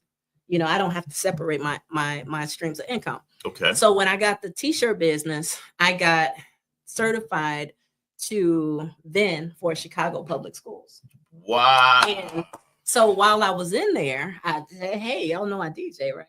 And so I started doing a after school DJ workshop with Chicago Public Schools where I taught kids how to DJ. And I had a young man, he went to school with my daughter and he came by for her, I think her 16th, 13th birthday. I think it was her 16th birthday party. And he saw the equipment. He thought it was my husband's equipment. And she said, no, that's my mama's equipment. And he asked me to teach him how to DJ. And I taught him. I blessed him with his first his first DJ set. And after we concluded our teachings, I took him out in the field to actually DJ with me. And it got to the point that when I got to the Chicago Public School part, he was getting ready to graduate, I believe, from that school.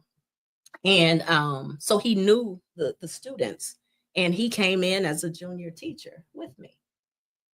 Wow. Teaching the DJing. So since that, fast forwarding to now, I do a DJ workshop for women only. And a lot of the brothers. The brothers, didn't we just talk about brothers being intimidated? Men are just, I don't know, y'all just too much. Y'all Not handful. all men. Y'all handful. Not Not all all men. men. You But got- the women in particular, to me, this is a male-dominated arena, and we need more women.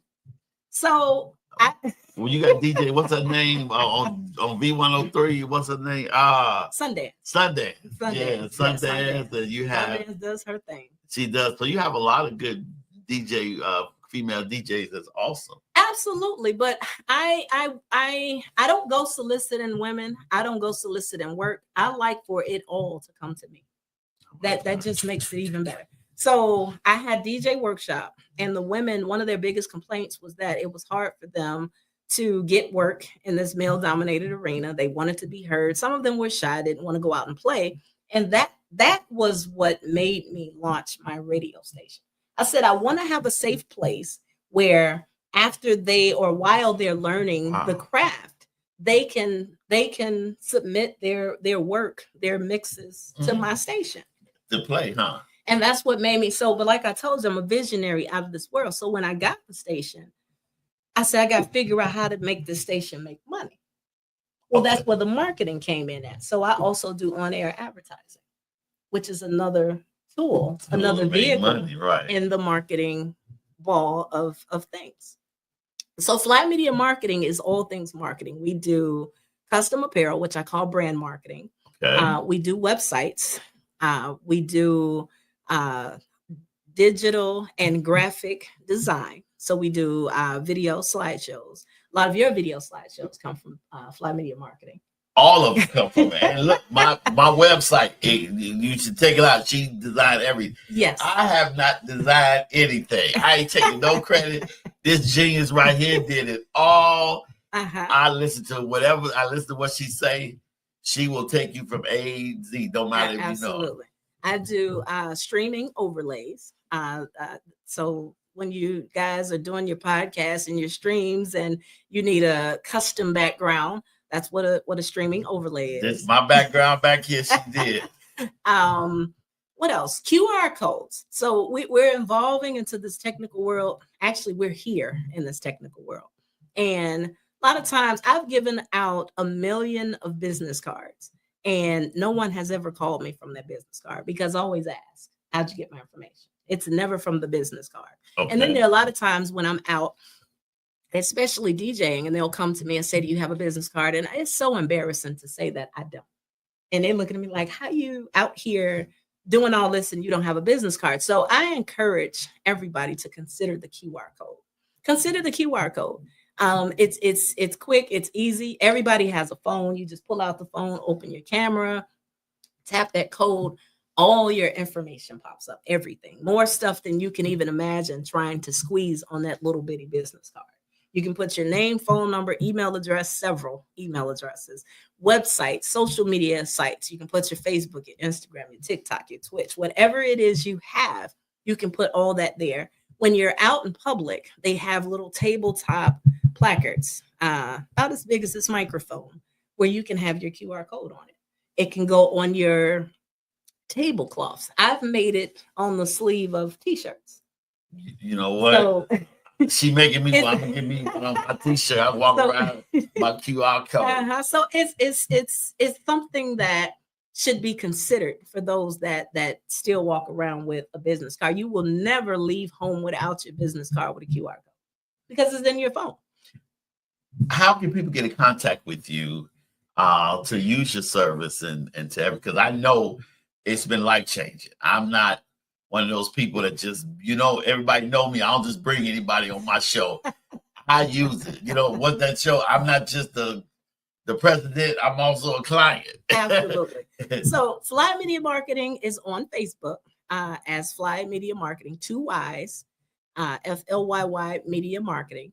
I am also, I have a website, flymediamarketing.com. My website is under construction. However, if you go to that website now, it's just going to reroute you to my radio station, flyradio.com.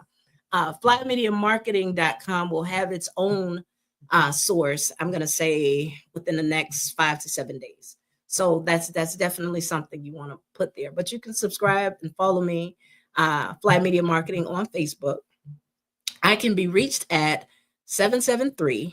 773-359-3482. That's 773-359-3482. There are several ways to reach me. As we talked about earlier, I have so many different names and things going on.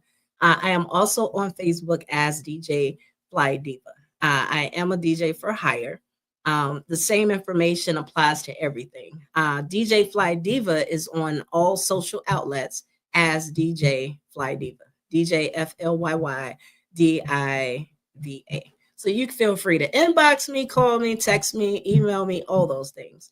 Are you single?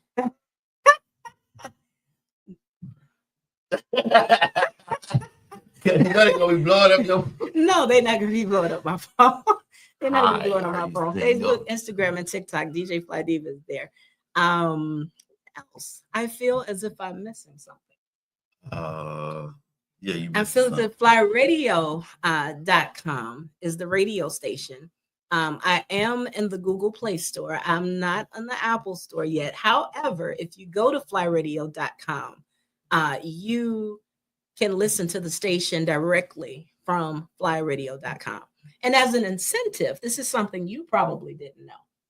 Okay. For all my clients that come through Fly Media Marketing, there is a logo of your business on my website, whereas if you click it, it takes them directly to your website. Wow. Absolutely. You know what? I'm honored. Thank you. I appreciate that. Well, you know, when you look at all the great things you've told us and all the amazing things you've done and you're doing, do you ever look at your life and say, wow, or are you proud of yourself? Do you give yourself a pat on the back sometimes? You know what? I am my toughest critic. I always feel like I'm not working enough. I'm not doing enough. I didn't do it to the best of my ability. And recently, it's funny you asked me that. I applied for something, or I attempted to apply for something. It was an opportunity to do a DJ mentorship with the Chicago Public Library, but I had missed the deadline. But I went through the application process anyway, and it asked for a bio.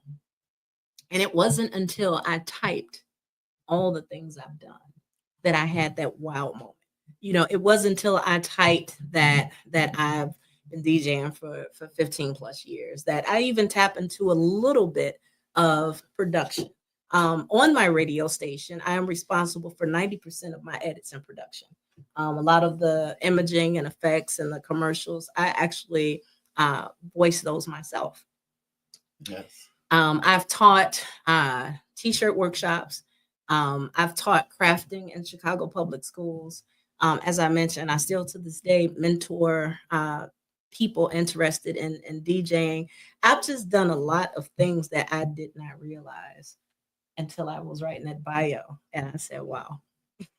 you know, that reminds me of a story. Lady said, she said, you have to know your worth for who you are. She said, absolutely. She said she was applying for a job to speak, and she was making a little money, but she said, I'm good enough. I'm going, you know, I was making $250 for 45 minutes. I'm good enough to charge $500. And her resume was oppressive. And so she charged, she said, I'm looking for $500. And she knew she did a great interview with the guy and everything. And she said, they said, well, no, we're not interested. She said, I want to call to see why, you know, just to get an explanation. And the guy said, your resume information was impressive, but you said you only wanted $500 an hour, where somebody else had a resume just as impressive. Yours said, I want $5,000 an hour. So we bet $5,000 to speak. So we basically felt like if you only asked for $500 and this person asked for $5,000, they must be better. You know, and so she learned from that her worth. So I mean, because your work is, you know, you can tell a tree by the fruit it bear. You bear amazing fruit. You helping everybody. You're like you know, I can't sing your praises enough because I'll be blown away because I'll be sharing stuff like I did it. You know, like, you know. Well, to piggyback on what you just said, it's that goes back to knowing your client. because when if you're in a clientele of people that are crabs in a barrel, you could know your worth. You could know your worth.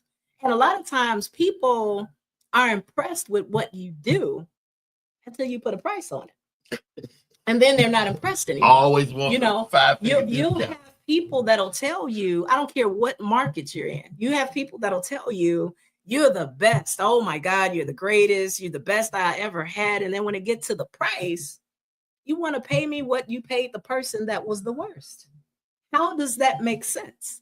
So it's a situation where you have to know your clientele. Sometimes your worth might be, you're never bigger than your clientele. I don't like for people to think that, and I'm not insinuating that. Okay. You know, I'm not insinuating that at all. Everybody's a customer.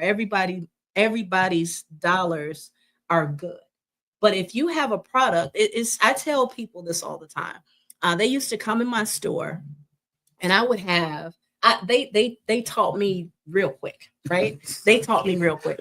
So I would have t-shirts and everybody wanted a $5, $10 t-shirt. Now, when I would go to the store to purchase my wholesale inventory, and I'm looking at, okay, t-shirts that are maybe less than $3 a shirt. There are even t-shirts that were $1. They all had holes in them. Okay. There were t-shirts that were $2, $3. This is just a shirt wholesale before you put anything on it. Okay. Then there were t-shirts that were $7. And I'm learning as I do this business what the difference of these shirts were. Okay. So in a situation like mine, I wanted a clientele that appreciated quality. However, I had a product for people that didn't want to pay for quality. So when you come in my store, I could have this shirt on the wall. That's deep. Okay. I can have this shirt on the wall. And if you want this shirt, you can have this shirt. But if you want to spend $10, your shirt's going to feel rough. Okay. That's the texture of the cotton. That's the lesser of the brand. So I had all the shirts on the wall. So they come in and, oh, I like this. When they feel on the shirt, it was the sucker move. I put them in the Rolls Royce and they can't afford the Rolls Royce. I had to walk them back over here to another brand of cars. Okay. So they took this shirt that's soft and silky and, oh, that feels so good. And how much is this shirt? $30. I'm not spending $30. I can put it on that shirt for you for $10. So I had a place for people like that. I just did, because everybody doesn't appreciate, there's a saying that say people have champagne taste with a beer budget, but everybody don't appreciate champagne. They just don't. Right. Everybody don't appreciate that. So I learned to have something for everybody, but I know that my profit isn't going to come from this type of a client. Wow. I know that. And so they'll look at it like, if you're selling something, in a lot of instances, we're classified as hustlers. And I have to stop people. I'm not a hustler. I'm an entrepreneur. I'm not a hustler. So I'm not here to they'll say how much for one shirt. And I tell them $15. Well, how much for two shirts? $30. Well, how much for three shirts? Well, what if you want 10? I tell them $150. And they say, well, where's the hookup? And I ask them, where's my profit? And then this is another question I ask. When you go over there to Nike and you purchase 3 pairs of Jordans, how much do they knock off for you purchasing 3 pairs of Jordans? Nothing. And that's just the thing. So I had to learn. They learned me well, as my grandfather would say. They taught me well. I learned business while in business. So if you're interested in being in business, go for it. Go for it. There is no, I'm not going to say there's no right or wrong, but as I said in the beginning, if you don't do it and you don't fail, you don't understand what it's like to win. And now I feel like I'm in a winning season. Just to let you guys know, I'm getting so many services from her, and she will work with you. I would never, we talked about prices, but when she said something, let's do it. Like, oh, here you go. Let's do it. Let's do it. Let's do it. Because, it's an investment in yourself. Absolutely. And one thing about her, she sees your vision. Absolutely. You know, like if I was doing it, stuff would be messed up, you know, but she changes in everything, you know, even this design. When I say what I look for on it, she put everything on it, you know, because I wouldn't have a design with her without her information on it. I just wouldn't, because she's pretty much changed my life. I'm a living tester. I used to see some of my texts and stuff I sent her.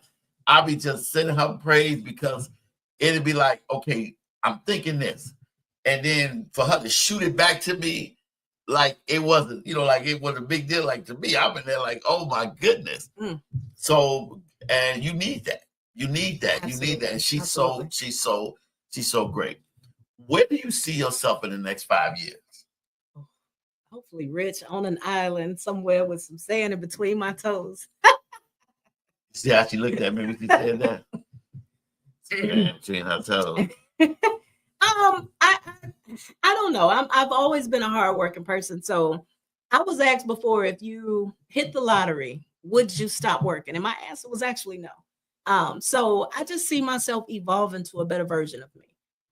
In all things, you know, through Christ, all things are possible. And I just see myself evolving to a better version of myself. One of my dreams, and this has always been a dream, because I'm such a give back person. I want a center for mentorship. So kind of like the Croc Center has the big center. Oh yeah. You know, college isn't for everybody. You know, a lot of kids out here that don't go to college, and then some of them just don't have any other options. When we were kids, we had the field house and the wood shops and all the different things. I would love a center that was home to a lot of trades or crafts that would teach kids who don't have any options how to do something, how to make money, how to become an entrepreneur with some of your already God-given talent. There's something great in all of us. And even when I build a team, I don't look at my team as employees. I try to employ entrepreneurs like myself and make it an assembly line. And the reason why I do that, that's good. No, seriously, the reason why I do that is when you hire a person, especially what I'm learning in my business, one, they have the attitude that they're here for me. Two, they're just here for the paycheck. But when I hire private contractors, that they're just as passionate about their business as I am. So when I call you now and say, hey, let's just say I hired a person that does print work. Okay. And I called this person, but I made this person a part of my team. So technically they don't work for me. But what's happening is I am financially filling them through my clients. Okay. And I'm getting what you would possibly call the third party cut, if you will, but we're on the same team. Right. So if that's your business, and I call you and I say, I need 5,000 of these printed out, you're going to be on it because that's your business. Right. But if you're a person that I'm only paying $15 an hour to, and I say I need 5,000 of these, you're going to call in sick. Yeah. Because you're not hungry. You know, you're not hungry. Okay. So I like working with entrepreneurs, like-minded people. You know, when it comes to hiring people, my preference is hungry students to the game, students to the craft, whatever it is. When I say student, there's no age there, but a person who has the desire and the passion and the hunger to be whatever it is they're trying to be. Those are the people I like to hire. And one thing that I like to say to entrepreneurs, just something to think about. We've all heard the statement that it takes money to make money. You know, we've all heard that. And in my opinion, if you're scared to spend money, you're scared to make money, because it takes money to make money. And when it comes to marketing, I love it. When it comes to marketing, think about this. If you won't invest in your own business, why do you expect the consumer to invest in your business? That's good. You know, we all need, even if investing was something as simple as giving the product away for free. That's something that some people, I argue with some of my roundtable business owners about that. They don't want to give it away for free. But my thing is this: you don't have to give the whole thing away for free, right? When you walk through the food court, you see the Asians and the different food that you would never eat, right? But when they hand you that little toothpick and say, taste, before you get 10 steps away from them, you have turned around and got in line to go and buy it. That's good. Right? So the same money that you're refusing to invest in marketing and whatever it is, giving away your product is marketing. That's just what it is. Why do people expect overnight success? How do you deal with people like that? People do. They expect because, I should have these many people, and they don't understand the process of it. Explain the process a little bit. It's a mindset. I think if we change our mindset to be open-minded, patient, and not afraid to gamble in your own business, you don't have to throw away thousands of dollars. All forms of marketing isn't necessarily good for everybody. However, remind me of your question again. I don't want to get too far off base. Yeah, too late. You already give me your question again. No, I'm saying, do people expect they do overnight success and they're not weary of the process? They're not weary of the process. So a misconception is, let's take advertising, for instance, a commercial advertising. A lot of people expect, so I gave you money for advertising. They'll only try 1 month. And it's like the advertising game is repetitive. But what they don't understand is that advertising isn't necessarily going to turn you a sale. What it's doing is increasing awareness that you exist. A lot of people don't even know that you exist. So if you've ran your commercial on anybody's platform for 2 weeks, 30 days, but it's new to that customer's ear.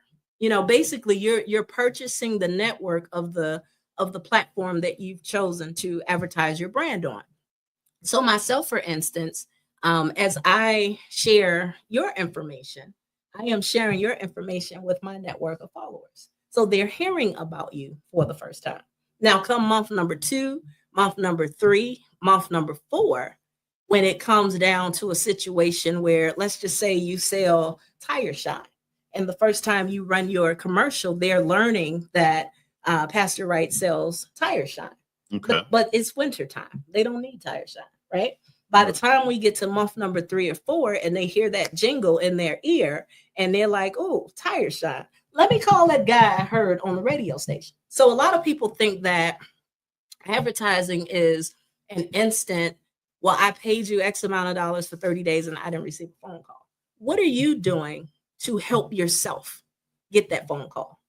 I have to say that in the last few weeks, even last night when I was listening to Prophet Art, he said, man, you're doing some major things with the radio. I see your commercials. I see your flyers. We got to connect. I want to be on your show again. You got people around. I got people even at church like, man, I love your fly. Man, and stuff that you're doing on the radio. And I'm like, people are watching that I didn't even know watching. And people are commenting. So for me, I'm like, wow, from what I've got so far, I didn't know people's watching. So, it is a process. It is. And you have to be patient. So that one-time investment isn't the one time that's going to actually turn the profit. You have to keep doing it. Think about the lottery.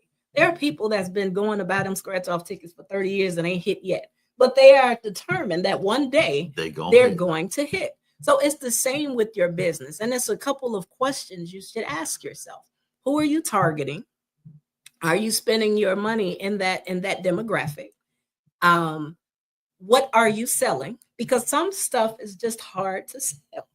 People think that if they put it out there that I do this or I do that, what are you targeting? If you do nails and you're advertising to a market of 60 and older that don't care about that anymore, you're not going to get nothing out of that market. You know what I mean? So you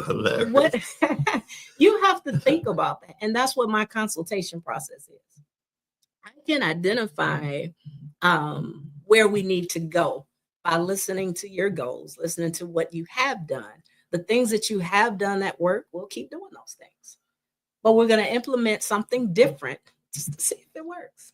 Let's just see if it works, you know? And let me give some shout out to the owner, Reverend Franklin Morris, Jr. Yes. Because he worked, like when I bought the multimedia person, he's like, man, whatever you need, we can work together. Yes. And everything. Yes. And that's a beautiful thing, because most people be like, especially other radio station owners, be like, man, you know what? Why you got to bring your own multimedia person in? And this, he welcomed with open arms, and she worked, I working, we working. And it's good when we can work together. Absolutely. Especially our Absolutely. people, right? Yes. He's the epitome of a like-minded individual. Very good-spirited person, kind-hearted, open-hearted. He was willing to do whatever it took to make it all happen. So kudos to him for that. Now, when you look at people nowadays, and you look at the direction of technology and everything, is it a hard to keep up with everything, or keep up the Joneses, or are you well versed in all the different technology with the AI and all this other stuff coming? How do you view the future with all this technology coming out? Technology, it's funny. I talk about technology. I say technology is the reason for all the sinning going on. I say it all the time. Technology is the devil plus. But anyway, I digress. Technology has made a lot of things so much easier for people to do. It's a lot of stuff is done with a click of a button nowadays. It's almost to the point where all you really need is a quick YouTube course and some creativity. And all of us pretty much with a social media platform are considered influencers nowadays. I'm an influencer. You are an influencer. You have an audience and you have a microphone, and they're listening to what you're saying. So at the end of the day, I think that technology is good on one end, but on the other end, people are losing jobs as a result to technology. Wow, a lot of things are being controlled by AI and automated devices, robots. which puts a lot of people in a position where they have to figure it out. They have to figure out how they're going to make ends meet. Wow. Is this somebody, look at it now, look at it. We almost at 2 hours. I ain't gonna say nothing, but somebody said before the show, I ain't gonna say no names. I'm gonna look at the party. I never did no 2 hour show. This show gonna be 2 hours. I can't talk for 2 hours. Guess what, y'all? She talked for 2 hours. And I bet she go another hour. No. Is it somebody you want to thank that's always been in your corner, or that was a big inspiration to you that you want to thank? Corey, where do you come up with these questions? Holy Spirit give me these questions. I have no questions. Whatever the Holy Spirit gives me, that's the one thing about interviewing with me. There is nothing preset. Whatever the Spirit gives me to ask you, I ask you. Because you give me a reason to ask. The reason why there are a lot of people. The reason why I have a problem with that question is there's so many people that I could think that I don't want to miss anybody. But my parents first and foremost. Our Heavenly Father, all the time. I give praise and thanks up there all the time. My daughter, she's very supportive in everything that I do. I have so many people who have laid hands on me, on my ministry, on my mindset. They've been patient. They've humbled me.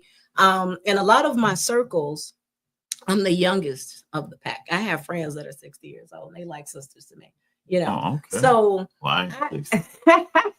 just whatever. But there are so many people that were instrumental in who I am today.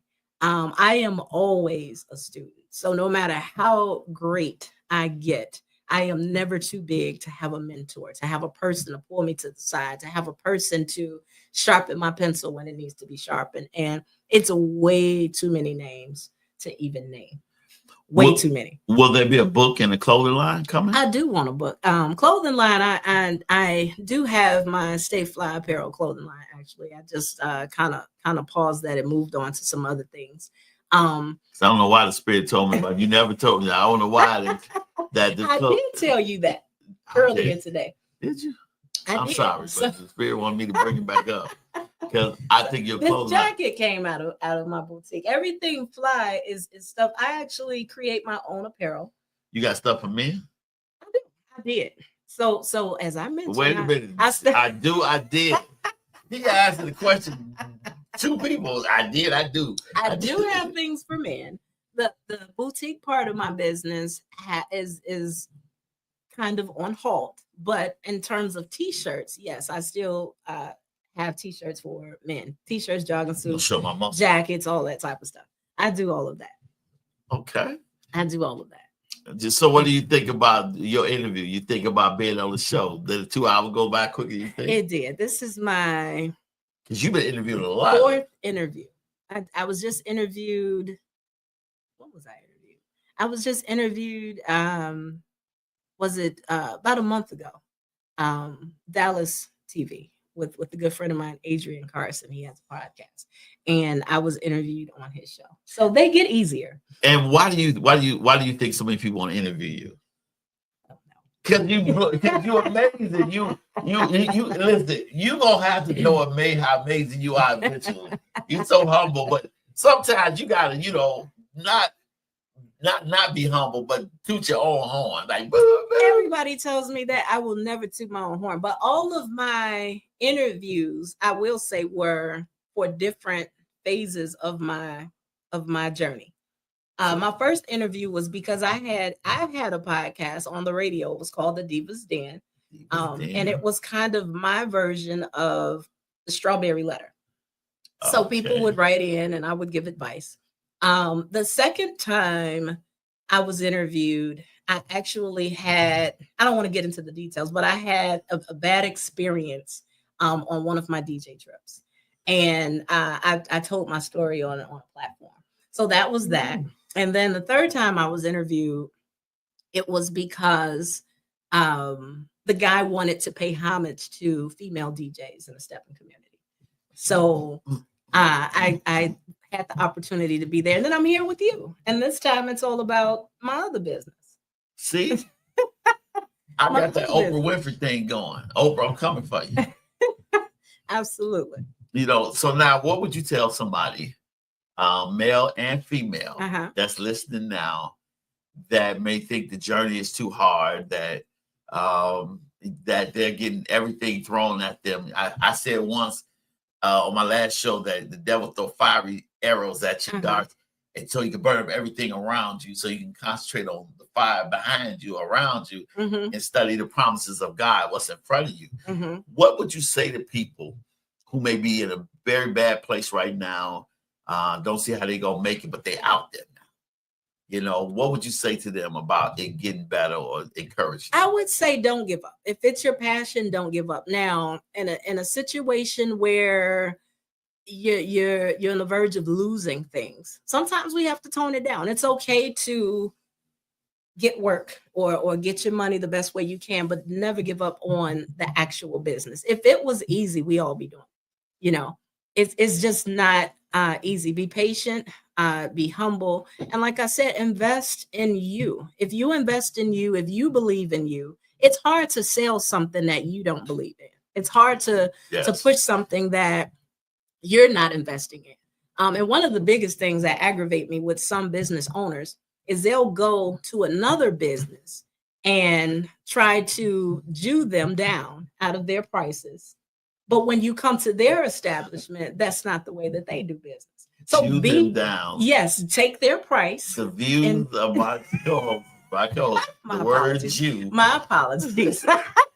My apologies. Let's just find a better word. They try to make them come down in their pricing. Yes. Okay, that terminology, I apologize. No pun intended. My air quotes. But my thing is, since we talked about dating and business, be the person that you want to attract. Be that person.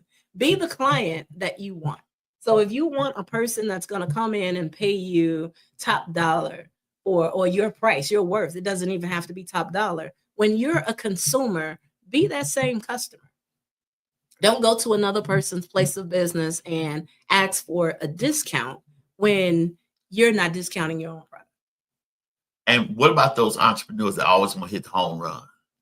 You know, it doesn't happen that way. In some instances, maybe it does, but it just doesn't happen that way. It doesn't happen that way. We have to retool all the time. You just have to retool. Sometimes you have to reel it in. And if you didn't hit the home run, what can I do different to hit the home run? Okay. Now we got about 6 minutes left. Okay. See how fast this 2 hours went. I'm going to open the floor up to you. Leave us the last message you want to leave. 6 minutes worth. Well, no, I mean, I got, you can, let me see. Yeah. And well, I feel like we've covered a lot in the past 2 hours, and we both have put a couple of nice gems out there, but when it comes to business, if you do what you love, you'll always love what you do, and you'll never work a day in your life. So when it comes down to choosing a path or deciding if that's the business for you, make sure it's a match. That's one thing we talked about earlier. Don't force it. Be patient. Learn what you're doing. Always be a student.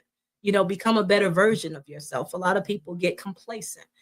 We have places that we go and visit that's been there for years, and you'll hear that the service is horrible, but every time you go, it's packed. If you're a business, don't take that for granted. Don't take for granted that I'm always packed.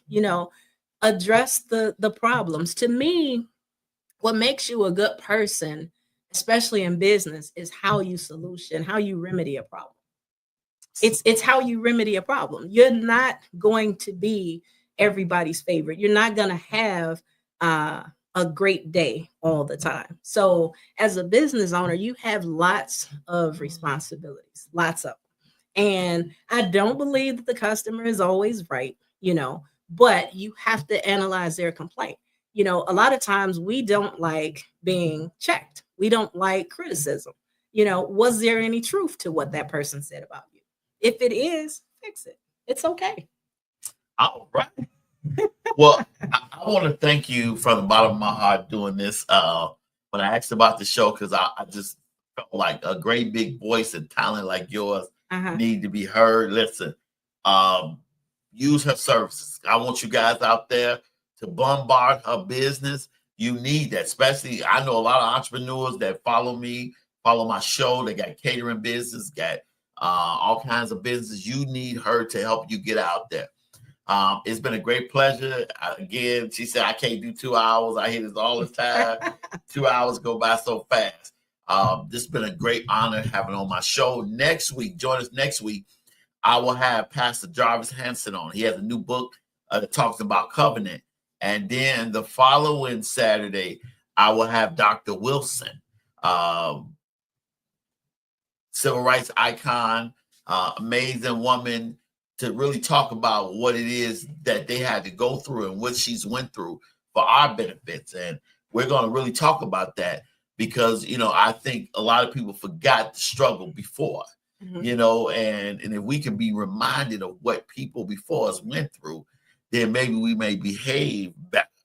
So that is going to be one of the interviews of a lifetime to have such a great iconic force in the civil rights movement on my show. It's a great honor to have you on my show and Pastor Hanson on my show. And the Solutions Radio show is going to higher levels. And my show is out there greater than it ever been because of working with your company. And I love it. I love it. I love it. I am so happy that we were able to do this. Thank you. So last question. And okay. We're going to be a quick catch. All right. What is a hidden talent about you that people may not know you do? A hidden talent. Like tap dance, cook. I'm a pool shark. A pool shark. Yes. Now, that's because you're good looking. They looking at the pool. You distract them. They be like, I like to shoot pool. I think the beauty of me is everything that I told you today about me. There's not very many people that know all of that. Some people know this Okay. about me. Okay. Then some people know that about me. There are people that don't know I can cook. There are some people that didn't know I was a DJ. I think everybody knows I'm a DJ. Yeah, everybody knows you're a But DJ, but I don't know there's you so cook. many different things about me that people don't know. But in my spare time, I enjoy a good game of pool. I'm a competitive person. Oh, you can throw down some pool? I like shooting pool. I do. I love it. It's one of my favorite things to do. That and music itself. And real quick, speaking of music, one last thing I'd like to say. If you are a talent, DJ, always wanted to be a radio talent, I'm looking for talent. So you can give me a call at 773-359-3482. We are the flyest station in the nation, flyradio.com. Your station for music lovers is urban, adult, contemporary music. You have a free space, a free platform to come on the team and be a part of Fly Nation. And you also going to be in the future having talk show. We're going to the thing, right? Yes. Okay, I mean, spill the beans. You just have to look at me like it's 773-359-3482. Listen, y'all. 359-3482. Yes. So come on over, be a part of Fly Nation. You do not have to reside in Illinois. I have talent coast to coast. All right. Hey, there you have it, people. And listen, thank you guys for tuning in. It has been a wonderful show. Remember, if it's a change need to be made, you make that change and get up and be your own rescue. Because, Absolutely. you know, God said do it, go do it. Love you guys. See you guys next week. Deuces.